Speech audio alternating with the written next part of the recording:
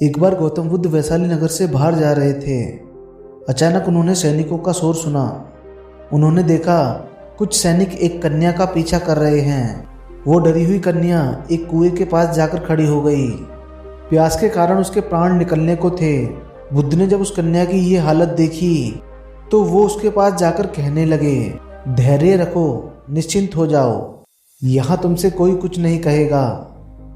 और बुद्ध उससे कहने लगे, मुझे बड़े जोरों से प्यास लगी है, क्या तुम इस कुएं से पीने के लिए पानी निकाल सकती हो?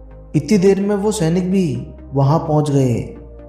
बुद्ध ने हाथ से उन्हें रुकने का संकेत दिया। वो कन्या डरते हुए बोली, मैं एक अछूत कन्या हूँ, मेरे कुएं से पानी निकालने पर कुएं का पानी दूषित हो जाएगा। बुद्ध ने उससे फिर कहा, पुत्री, बहुत जोरों की प्यास लगी है, तुम कुछ भी ना सोचकर बस कुएं से पानी निकालो। इतने में वैशाली के राजा भी वहां आ पहुंचे। उन्होंने बुद्ध को प्रणाम किया और सोने के बर्तन में केवड़े और गुलाब का सुगंधित पानी पेश किया, परंतु बुद्ध ने उसे लेने से साफ इनकार कर दिया और उस कन्या से कहने लगे, तुम अभी तक खड़ी हो, पानी क्यों नहीं निकालती? इस बार उस कन्या ने साहस बटोरकर कुएं से पानी निकाला, खुद भी पिया और बुद्ध को भी पिलाया। बुद्ध ने उस कन्या से डरने का कारण पूछा। वो कन्या बुद्ध से कहने लगी, मुझे संयोग से राजा के दरबार में गाने का अवसर मिला था। राजा ने मेरा गीत सुनकर अपने गले की माला मुझे पुरस्कार में दी, परंतु उन्हें किसी ने यह बता दिया कि मैं एक अछूत कन्या हूँ।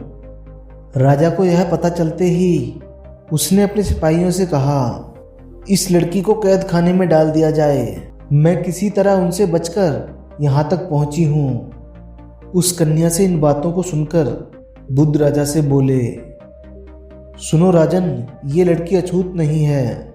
आप इसे भला अछूत कैसे कह सकते हैं? जब तक आपको इसके बारे में पता नहीं था तब तक तो आपने इसकी कला का सम्मान किया और आपको इसमें कोई खामी नहीं दिखी, परंतु इसके बारे में जानकारी मिलते ही आपको यह अछूत लगने लगी। अछूत ये नहीं बल्कि आप हैं। आपकी सोच अछूत है। इसके कंठ के सुर ने आपको आनंदित किया, तब तो आपको यह अछूत नहीं लगी। बुद्ध के बोलों को सुनकर वो राजा अपने आप को लज्जित महसूस करने लगा। वो बुद्ध से कहने लगा, मुझसे भूल हो गई, कृपा कर मुझे क्षमा करें। बुद्ध मुस्कुराए और बोले, राजन, मनुष्य को अपनी सोच को छोटे बड़े से कहीं ऊपर रखना चाहिए ताकि जिसका जो अधिकार है वो उसे मिल सके। हमें भी अपने भीतर से इस छोटे बड़े के भेदभाव को आज ही समाप्त कर देना चाहिए।